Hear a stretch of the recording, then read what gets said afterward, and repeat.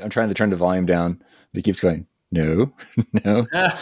Everything's being bitchy tonight. So let's slap a number on this before it explodes. Okay, this is episode number 204 of SlapperCast, y'all. Yes. We have a special guest this week, as promised. An extra special guest. Country Fried, Mr. Bob Ruggiero of the Houston Press fame. Country Fried, yes. Yeah, he's the saint. We contacted him on Twitter a few days before our Pogues tribute show, and he got a last-minute article written up and put in the press, and it was very, very helpful. Wonderful success. Yeah, absolutely. So he wrote about On the Dole twice, right? At least back in the day. At least. Yeah. So yeah, my first attempt at a rock band, and he was in the door. You know, just believed it from the get. Of course, you know, we said little Pogues, and he got very excited. So good to. Yeah. So number 204. We are out the door after episode 204. That's right. We're heading off to San Angelo, and then we're going to go to Phoenix or Chandler, Arizona, Phoenix, Arizona, Bisbee, Arizona, and we're going to U-turn, come right back because we miss you all already. So let's get a kill in before we get Ruggiero on the phone. We're going to spring it on him. Just see how quick he is on those Italian feet. So do you want to go first, or would you like me to go? Would you like me to kill first? Your choice. Sure, I can go. All right, go. In honor of Mr. Bowie, who passed away. God, I don't remember. His birthday was 2 days ago. So you're going to kill it. You're going to kill his catalog. Yeah, no. I'm going to do him a favor. I already killed one song of his. He had two songs that he famously was absolutely sick of. And one of them's Young Americans. I killed that a few months ago. The other one was Space Oddity. His first number one, I don't know, I guess it wasn't a number one hit, but that was a song that broke his career. But he understandably got very sick of singing it after a while. And I think he retired. It was one of those songs that he retired in the 90s and he didn't ever play again, I think. So I love the song. I used to cover it. It was actually the opening chord of that is one of that's how Patrick coaxed me on the stage to play the first time I ever set foot on stage at the Beverly Pub on an open mic. And we've been talking about Bowie. So you're just up there and you just play the first, that first F, I don't know, some F thing where the E string is open. And I said, oh, I know that song. He goes, and you handed the guitar. So here you go. It's like, all right. Anyway, yeah. So I'm going to do Bowie a favor and go ahead and kill that song as he would. I guess he kind of already killed it, actually. So anyway, and I'm going to revive a deep cut of his, which was actually I know is one of his favorites as well because he did a list of them for a magazine once. Off of Diamond Dogs, which is still I think probably my favorite album of his. It's hard to choose, but that album is absolutely amazing. And there's a song on there which is this epic sprawling thing in 3 parts called Sweet Thing. You can just call it Sweet Thing, but it's actually on the record you see it says Sweet Thing Candidate and Sweet Thing Reprise, but it's all really one song. It's tracked as 3 different tracks, but it's an absolutely amazing song and some of his best lyrics, some of his best singing. And he again from Diamond Dogs, I think I may have talked about it before, but a lot of people don't know that he played most of the lead guitar on that record. Something he had never done before. He never did again. So it's got this really gritty, kind of almost grungy kind of feel to it, but it's really great, fun guitar playing. I think one of the only songs, I think there's 2 songs he didn't play on, maybe one, but that riff, like for example, Rebel Rebel, that da da da da da da da da da da, that's him. That's him playing guitar on that track. And it's just kind of funny. You would think that he would be going around bragging about the fact that, yeah, that song, that was me playing guitar. Yeah. But he had no reason to brag. But anyway, yeah. So Sweet Thing on Diamond Dogs. The whole record's fantastic, but go and check that out and give his deeper tracks a chance because the man did a lot of brilliant work and he deserves to be known for more than the 2 songs that he absolutely despised. And happy birthday, Mr. Bowie. Yeah. Happy birthday in the coffin. Gotcha. Yeah. Happy Dirt Day. Very cool. Very cool. Well, I just had the luxury of hearing Bush, Counting Crows, Foo Fighters, and Chicago all in the same fucking piece of hell. So let me just tell you. Where was this? In a car. So let me just tell you. Okay. Awful. Every single one of them. But the biggest offense to my ear holes was the fucking Monkey Wrench by a band called Foo Fighters. Awful, awful, awful. Just tripe. So I guess I like the groove. It's got a little bit. If I have to shine a light on something in there, if I have to pick something positive, it's got a bit of a groove going. But god damn, there's nothing about that song. Kill, kill, kill. Yeah. Whose car were you in? Why were you listening to all this stuff in the car? There's a police car. I've been arrested, but out now. Out now. They're merciless around here. And then shining a light on. Well, since you did Bowie, I'll do Elvis. Yeah. A song that we've never. I know I've mentioned we've never messed with, but a song called Trouble. Yeah. As a child, that was a big favorite of mine, and I kind of just lost it over the years.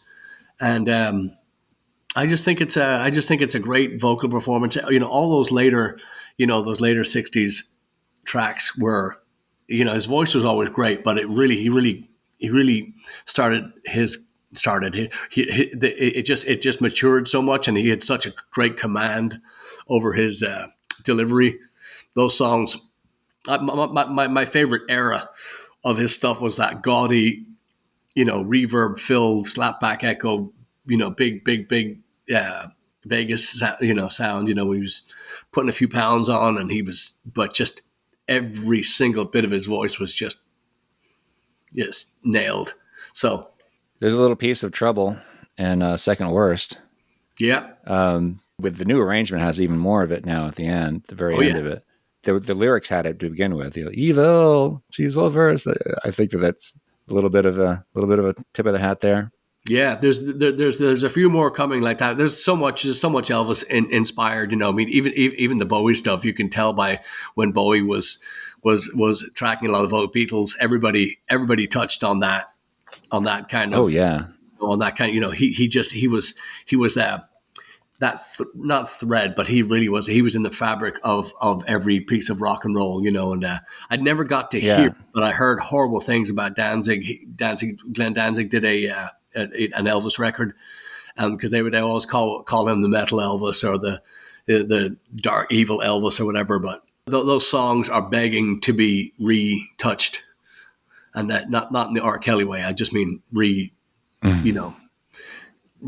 just have a little modern flavor thrown in there and see what happens. So, we'll look more down the road, at that stuff. But that big fans that stuff.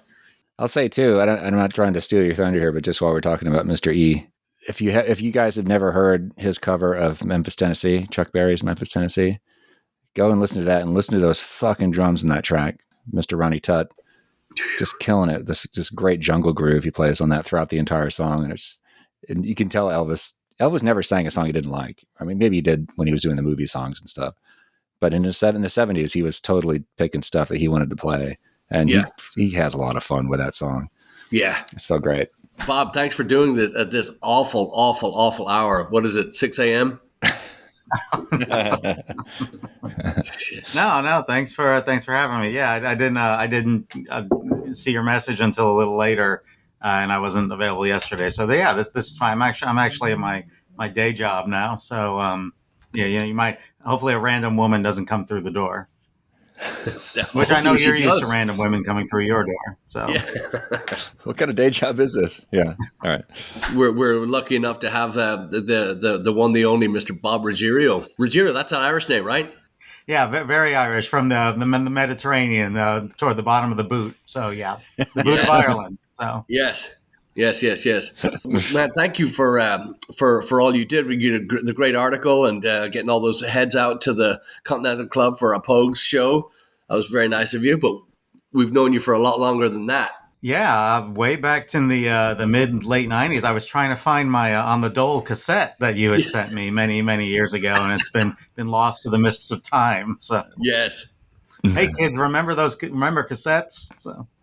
Yeah, they taste a little bit better than CDs, but they're I still have a ton of them. I still have the double cassette player, and still listen to that. But like I said, we're just delighted to get you on. But just for those who don't know, you've been writing for the Houston Press for just a zillion years now, right? Yeah, since 1997. I mean, that was back in the day when you really didn't have a whole lot of internet or emails or things to research bands or learn about their music or things like that. So it was really, really old school back then. Mhm. I don't want to sound too much like, Grandpa, tell us about the good old days of the Houston music scene here. So, But Houston music scene, we talk about this often. It's huge. It's much bigger than people around the country have any idea of. The enormity of it. What's your obviously with bands like ZZ Top and people with Houston ties and whatnot.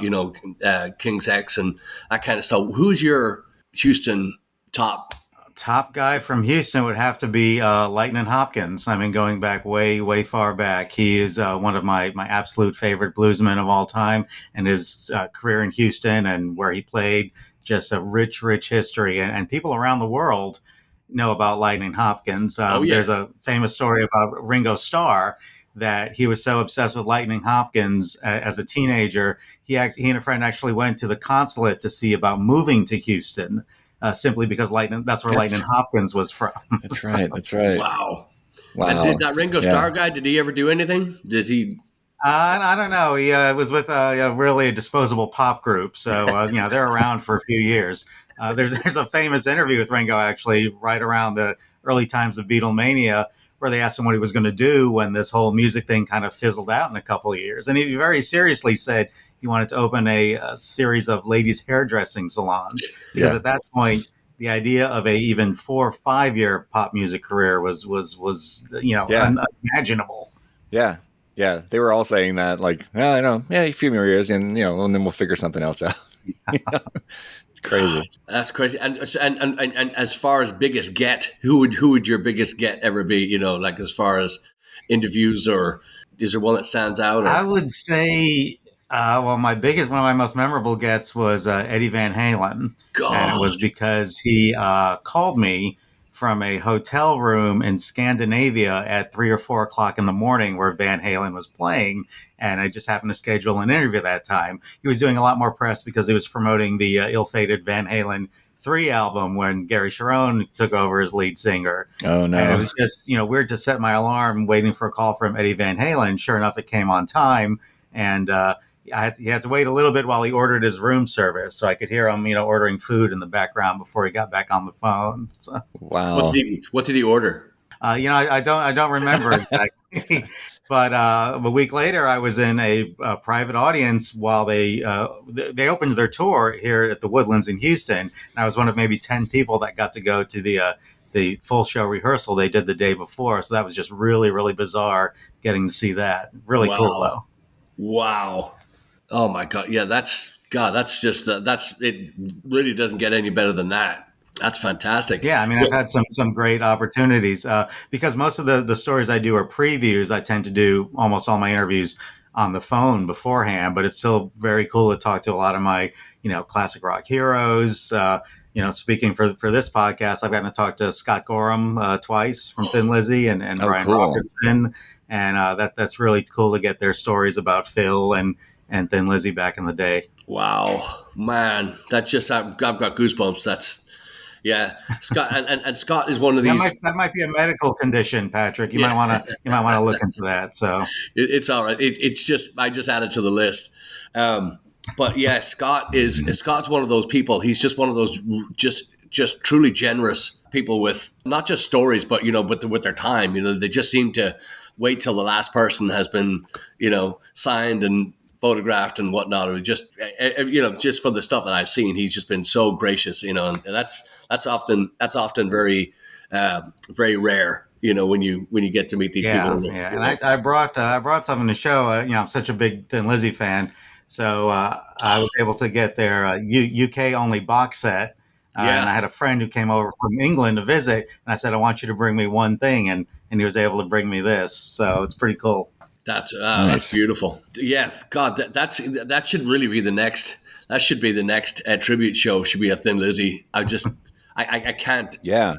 I just can't find even their what people would consider, or fans of Thin Lizzy would consider throwaway songs, are there's gems in there, that be it lyrics or something. There's just such a just magnificent group. Yeah, it's really a shame that they're not in the Rock and Roll Hall of Fame. But I think the bigger shame for Thin Lizzy here in the States is, and you and I have discussed this before, they're only known basically for The Boys Are Back in Town and maybe Jailbreak, and their catalog is just so rich, so deep with all the different lineups, between Eric Bell and then Scott Gorham and Brian Robertson, and then switching into the John Sykes, Snowy White area. There's a lot going on with Thin Lizzy that unfortunately never really caught on in the States. Yeah, Gary Moore, of course. Gary Moore, yeah. I get on these tangents, on these kicks, and I'll just go down these things. But Gary Moore, I saw him right when he started hit. I can't say at the beginning, but it was the Corridors of Power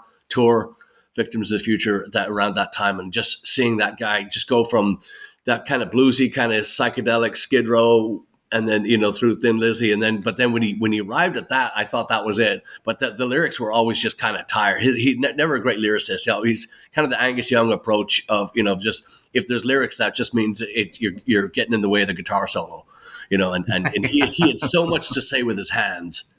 It's just the lyrics always were throw with Gary, but then Phil was the complete opposite.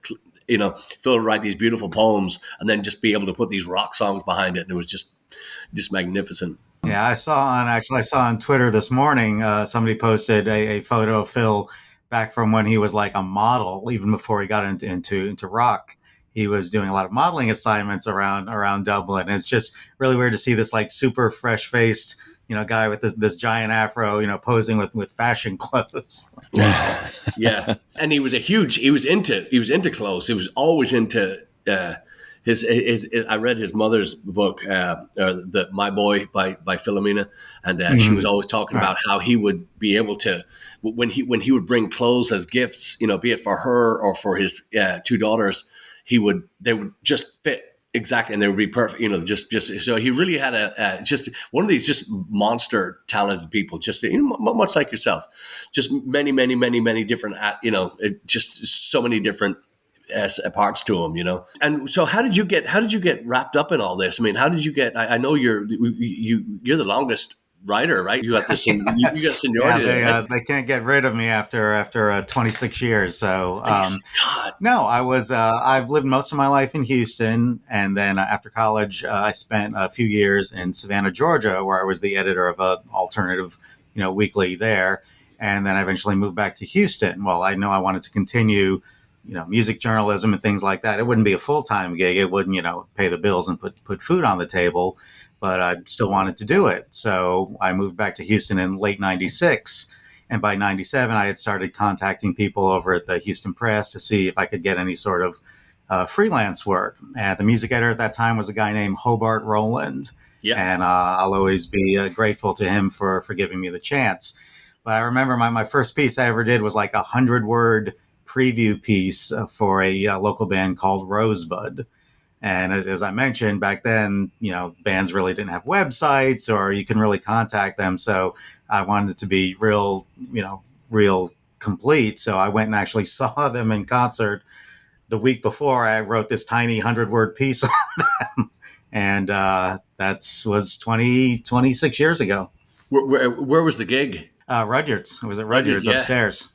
Yes. Yeah. And that hasn't been I was swept. Thinking... I was thinking earlier today about just all the great Houston music venues that, that don't exist anymore. Places like the Satellite Lounge and Walters and the Engine Room and the Meridian and Fitzgerald's and, even Mary Jane's. And a lot of those great rock clubs just don't exist anymore. Mm-hmm. Yeah. Black Forest. And did you ever what about places like Natsuo, like places downtown, these kind of underground, just off the beaten track. Have you ever seen shows there or? Yeah, well, back in the day, again, this is Grandpa yelling at the clouds type stuff. When we used to have the Houston Press Music Awards showcase, if you remember, it would be like 15 or 20 clubs downtown. The clubs, performance spaces, venues like Natsuo, and it would just be one day on a Saturday or Sunday. All day bands, all day long. And then you would vote in the different categories. I think we used to have about 15, 20 different types of categories, best rock band, best rockabilly band, best all kinds of different categories. And you get to see all these bands in these, half-hour sets that you would never get a chance to see all in one place before. And I used to love just going downtown and just seeing all the other Houston music lovers just walk from club to club to club and just dropping in and out. And that was a really cool way to see a lot of these bands that you might see 15 or 20 and really like 2 or 3, but then that's a band you would go see for the rest of the year. Yeah. Wow. Yeah. I missed that whole thing. Yeah. These clubs are they're still there. I mean, a lot of these clubs are still there, but you just don't hear about them. And then I'll talk to an out of town band online about something, and they'll say that they're playing it. I say, oh yeah, I forgot all about this. These venues are just they're part of the tapestry of the music scene, but you just never hear of anybody doing anything there. But I guess I used to love one of my favorite places to go to was the Meridian, and that was back behind the George R. Brown Convention Center. And I saw, Kings of Leon did their first show in Houston there, and I saw the Black Rebel Motorcycle Club. But the best band I saw in the Meridian was the Cramps, and I'd always wanted to see the Cramps, never had a chance to see them. And Lex Interior had to have been in his late 50s, early 60s at this point, and he was just shimmying up the poles on the stage, and it was that was a great show. Yeah, we played there a few times. We opened for David Allan Coe. We opened for Cowboy Mouth. Was it Cowboy Mouth? Mm-hmm.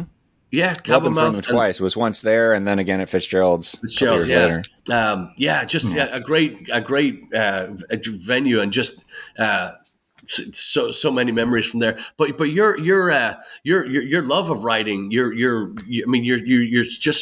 humor comes through in your pieces. It really is.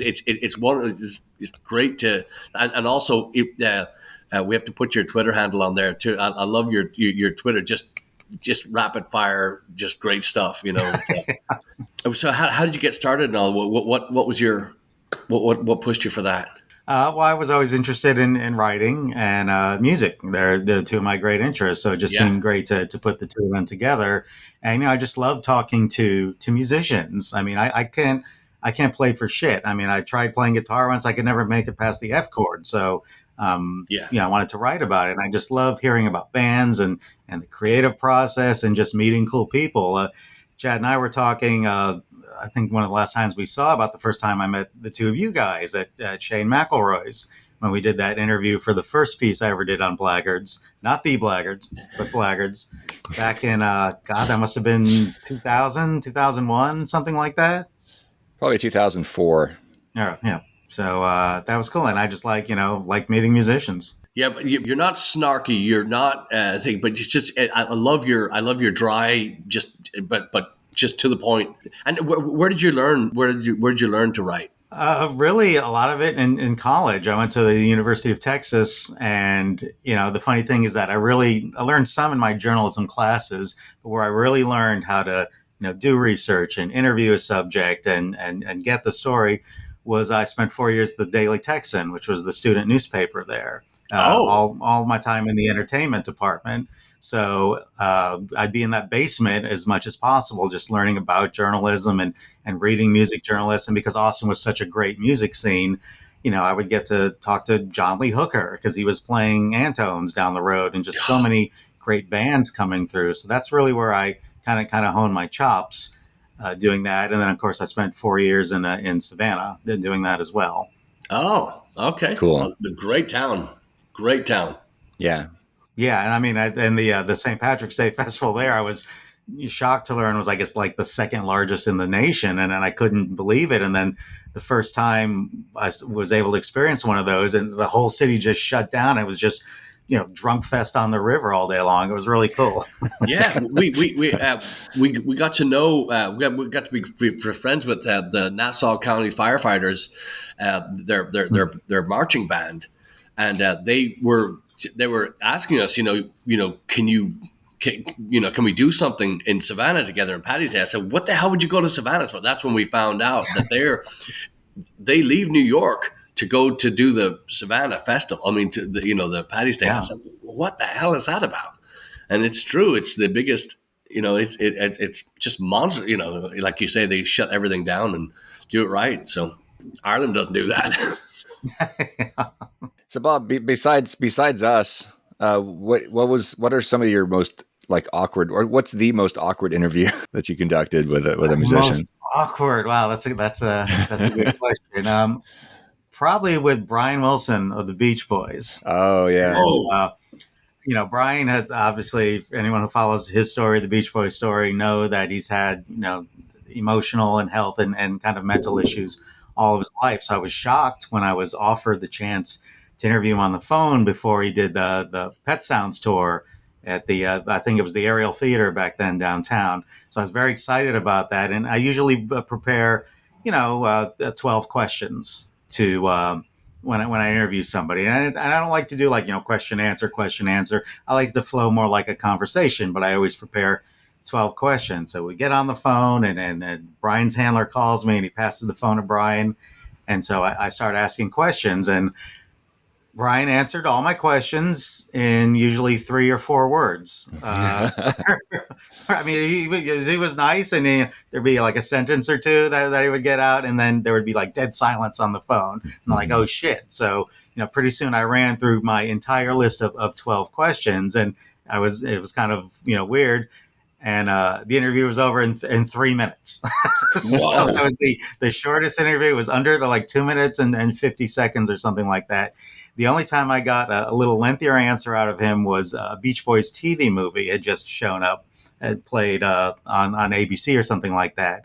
And it talked a little bit about Dennis Wilson's involvement with Charles Manson and the Manson girls and that whole situation. And I asked him a question about that, and it upset Brian, and he answered in 3 sentences for that. He said just Charles Manson was a very bad man. Mm. So I wouldn't say it was necessarily awkward. I was just ran through a lot of questions in a very short amount of time. So the next time I got to talk to him a few years later, I made sure I had 20 questions ready. And that was about a 5-minute interview. Was it the same thing? The same short answers? Same. Yeah. If you watch, I think Long Promised Road is just a great documentary that just came out on him last year. He's he's there, but he answers very short. And when he's done, he's done. He's just waiting for the next question. Yeah. I think the best interviews I've seen or just conversations I've seen with him on film has been when he's sitting down with other musicians. Like actually, this was a long time ago, but there's a phone call he did with, well, maybe actually I think Sean was in the room. Sean Lennon went to go visit him. Oh, and okay. They had this, and you can hear Brian just really animated in the talk because he's just so excited to talk to Sean, John Lennon's son. And because obviously Brian was a huge Beatles aficionado himself. Sure. But the only one interview in my career I've just completely lost control over, and that was when I talked to David Lee Roth on the phone. Oh no! Calling me. David Lee Roth is a super smart guy. I think he's very intelligent, but man, is he all over the fucking place. I mean, all over. If you've seen him do that, that's not a character. That's how he really is. That's how I had him on the phone. Yeah, I had him on the phone, and he was, talking as his tour bus was going on. This is when he did the tour with Sammy Hagar, and it was like the 2 singers from Van Halen. He was like, I asked one question, and he went off in a million different tangents.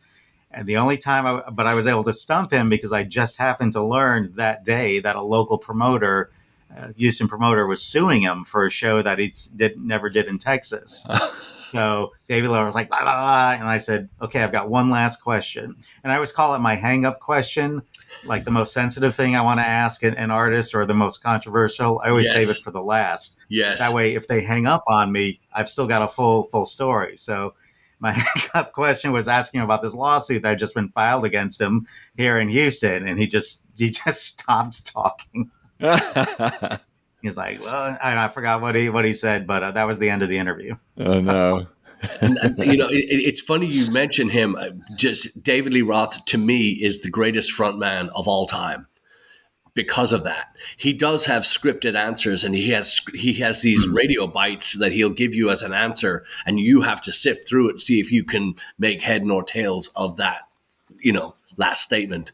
But he speaks like a radio ad or a TV ad. That's his dialect. That's how he communicates. But I saw, I've seen many of the Howard Stern interviews where it's going to be Howard, and then he's got Robin in the booth, and he's got so and so, running sound, I guess, but they're all mic'd up, and he'll give you the skiddly doodle bop answer, and they'll talk among themselves. Go, did you get anything out of that last fucking sentence? And they go, I don't know. He's talking, and he's sitting right there, but he's just.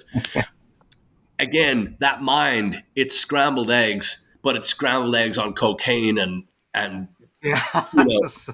He's not. I remember when he took over for on the station when Howard left to go to satellite radio. Yeah. And so David Lee Roth had the morning show for a while, and it didn't work out. It was too much too early. I don't know. Yeah. Yeah, I agree. He's a great frontman, tenacious frontman, and the story is the only reason he was ever hired in Van Halen was because he had a sound system and speakers that Eddie and Alex could use, and a place to rehearse. Yeah, exactly. God, that's a whole world to me. David Lee Roth is he'll tell you that. I mean, if you give him enough time, he will tell you that he invented and hung the moon. He will just absolutely, and he'll convince you. There's a great Henry Rollins story where they meet once, and then he gives him this story. He rattles off the sales of the show and blah blah blah, everything itemized. And then he ran into him. Henry Rollins ran into him years later, and he talks about the same thing. And he goes, "How do you remember this stuff?" And he goes, "Ballpark, I guess." He goes, but it's not actual information, but it's kind of it's maybe a snapshot of something that happened. But so he's not out there just bullshitting you, just but he's incredible. And on that too, I mean, so you've been writing for all this time. I mean, and do you still love it? I mean, it's because it certainly looks like you do when you read your work. Yeah, I absolutely love it. I mean, again, what is better than getting to talk to musicians and legends and cool people? I'm actually working now on putting together a book that I'm going to self-publish of my best classic rock interviews of the past 35 years. Awesome. It's already up to like 520 pages, so I may have to do a little trimming on that. But just going back and rereading all my stuff from again going back 35 years, I've got to talk to a lot of great people. I mean, Alice Cooper, Peter Frampton. Just a who's who of classic rock people, and it's been a great journey so far. Who's somebody who was like you thought was surprisingly generous with their time and their answers when you interviewed them? Two always pop out to me, and that's Alice Cooper and Peter Frampton. I mean, just two of the nicest guys in the world. Very generous. Particularly Alice is very skilled at doing interviews, but he gives you a direct answer. I've gotten to talk to him 4 times over the years. Cool. But a quick story about Peter Frampton. I was very excited to get to talk to him, because he was a giant. My father was a giant fan of his. That Frampton Comes Alive album and I'm in You, it's just ingrained in me. So I got a chance to talk to him, but I had to reschedule it the last minute because of a weird doctor's thing I had. And I thought, oh, fuck, I've blown my chance to talk to Peter Frampton. Well, he called me back the next day as scheduled, and the first thing he asked was about my health. Wow. He had 20 phone interviews scheduled for this tour. And the first thing he says, Bob, are you okay? I heard you had to go to the doctor's yesterday. And I just thought that was wildly generous. And then my brother and I got to go backstage and spend some time with him when he played the Woodlands.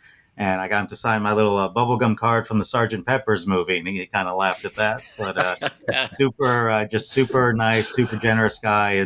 I went to his farewell tour at the Woodlands about a year and a half ago, and just a really great performer. Probably my number one snub for somebody who should be in the Rock and Roll Hall of Fame who's not. And that's a whole other podcast we could do about that. By the way, I've got to say, guys, I'm a little upset that you kind of pulled a bait and switch on me here, because this is called SlapperCast, and I was hoping to see some slappers, and instead it's just you two guys. And I think that's a little false advertising there. So we got to lure them in. We just got to, we'll I don't know. We'll come up with something down the road. But I would like to say, when you get this thing going, when you fire this thing up, if we can do anything to help push this thing, we'd love to help. I'm dying to read it, but it's like I said, I'm working on that book. I've got my website is classicrockbob.com that has a lot of my writings. And of course, 4 years ago, I put out my biography on the group War that I spent 3.5 years going around the country, talking to band members, doing research. And it's the first biography of that band who is very near and dear to me. Wow. Oh, wow. Cool. Well, I mean, nice. I'm not surprised. I'm not surprised because I can tell just by meeting you, I can tell that, that you've just extensively, you've been around as the ladies say. But let me ask you this. So every week on this thing, we kill a song and we shine light on a song that somebody, guess I should have warned you about this earlier, but so basically, so what we do, we just take the first song that comes to your mind that just shouldn't ever have made it to the chart. It doesn't even have to be that. Just a song that just drives you up the wall that you would love to see wiped off the face of the earth. And you can do it in whichever order you want. But the other one is then we shine a light on a song that maybe people have forgotten about or don't know. Or Chad's great about going like B-side, like incredibly deep on these B-side cuts, where you're just like, I didn't know he Marvin Gaye and Lemmy, recorded a night, a children's nurse, he finds this stuff and I'm just like, where the fuck that? So let me ask you, is there a song that you can come to the top of your head right now that you just like to kill that just shouldn't exist? Yeah, and every time it comes on the radio, my entire family, my wife and Lori and my two kids, Emma and Vincent, they look at me and laugh, and that's Bob Seger's "Turn the Page." Now, I love Bob Seger, awesome artist. I've got a ton of his albums. I saw him in concert, but when that sax solo hits and it comes on the radio, I just friggin' hate that song because life on the road and you're a long-haired hippie and people don't. They just are like, oh God, I cannot fucking stand it. So when that Alto Reed, R.I.P. rest in peace, Alto Reed. But when that sax solo comes on the radio, it's an immediate channel flip. So sorry, I know a lot of people love it, but Turn the Page by Bob Seger, I can't abide by it. So. I couldn't agree more. We've killed with all the Eagles songs. I think the whole Eagle and Eric Clapton catalog are gone. But sorry, so go. So then a song that people might not know or that needs a little bit of light. I guess a solo artist that I think is really underrated and that I'm a big fan of is Dave Mason. And, he did a lot of great stuff with Traffic and I love Traffic as a band, but another one of my father's favorite artists and had all his albums. And I think that first album that Dave Mason did, Alone Together, is really great. And the song that I love to hear when it comes on the radio is Only You Know and I Know. And I know there have been a couple of other different versions of it. I think Delaney and Bonnie did a version as well, but I like Dave's version. Wow, that's cool. Our dear, I don't know if you ever got to meet or interview the late great Davy Bryan. He lived in Houston for quite a long time, but Dave Mason was one of his all-time favorites, and we listened to it together. I went to say goodbye to him before he passed, but again, because of Davey, I got to listen to a lot of Dave Mason, and incredible stuff. Yeah, I always loved him, and at one point, he and I were going to work on his autobiography, and we had some meetings, and I've interviewed him probably about 10 times over the years, and it kind of fell through. But he does have a book coming out in May for his 75th birthday. So cool. I think Dave Mason as a solo artist is often overlooked. Yeah, big time. Nice. That's great, man. That's wonderful. You handled that very, very well. I like to spring that on. But man, I know that we've definitely cut a chunk out of your day, and I really, really appreciate you coming on. And seriously, let's come back on when we do the book or get something else going. But that, let us help if we can help in any way. That would be, I can't wait to read it. I appreciate that, guys. And it was great. And it was great chatting with you. And, I would love to do something again and maybe, a show about, again, Rock Hall snubs. I think that would be pretty cool thing. I'm obsessed with this topic beyond belief. Is who's not in that should be in, who's in that shouldn't be in. Not be in. At one point, a couple of years ago, I went to the Rock and Roll Hall of Fame, and I was able to get an interview with Greg Harris, who's the president and CEO of it. And I had like 10 minutes with him, and I made my pitch for Bad Company there. And I realized just one guy can't make the decision, but so many bands that I think should be in there that aren't. Bad Company, as I mentioned, Peter Frampton, Jethro Tull, Styx. I mean, there's a ton of bands that really should be in there, and not so much the the Madonnas or the soul people that had one hit wonders and things like that. Yeah. So don't get me started though. Yeah, no, let's do it. Let's do it. Well, let's do the rock and roll. Absolutely. We'll get a few people in on there to make sure this thing spins wildly out of control. I love it. Thanks for being here, Bob. That was awesome. No, I appreciate it. This was cool. So yeah.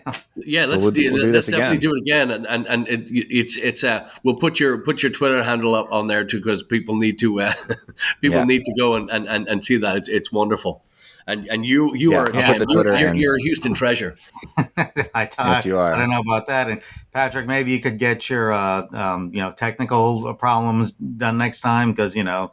Right now, I'm looking at you through a camera like somebody spread jizz on it or something like that. I don't know. Well, I've been up for a while, so I've knocked one thing off my list of things to do: jizz on screen. That's good. Very good. So let's we got a lot of stuff to do. We're today is Tuesday. We're leaving in a few hours to go to Arizona, and but we as always, we would like to thank our Patreon folks, and also we want to thank everybody for commenting on the last episode. We'd asked a few questions and we got lickety split answers. Right. Thank you very much. We love when you join in like that.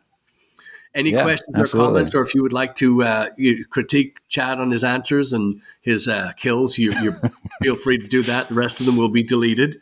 No, really appreciate that. And we're just so grateful to all of you and for listening, and hit that subscribe button. We can't leave without saying that. So, anything else? Yeah, and thanks again, Bob. I'm sure we'll do that again. Top dog Bob, as we talked about. Yeah. Top Dog Bob. There you go. Yeah, and also keep your you check out his website too. That's the first thing I did. I just guy's brilliant. He's absolutely brilliant. So also look for the maybe we'll put this at the end since we're wrapping it up. But also look for this Rock and Roll Hall of Fame snub edition of SlapperCast. Yes. So we'll probably be Snubbercast or we may re-snub some of the names he says. Yeah. So some of them we may not have an argument with. Yeah. But anyway. Yeah, very good stuff. But all of you, thank you. And join us on our trip. We'll be on Blaggards.com and all our social media pages. Come check us out. We'll be sharing clips throughout the trip, and jump in the van with us. Come on, it'll be fun. Yeah, we drive real fucking fast, and we don't sleep. So come on. Yeah, next episode's going to be on the road. So stay tuned. Indeed.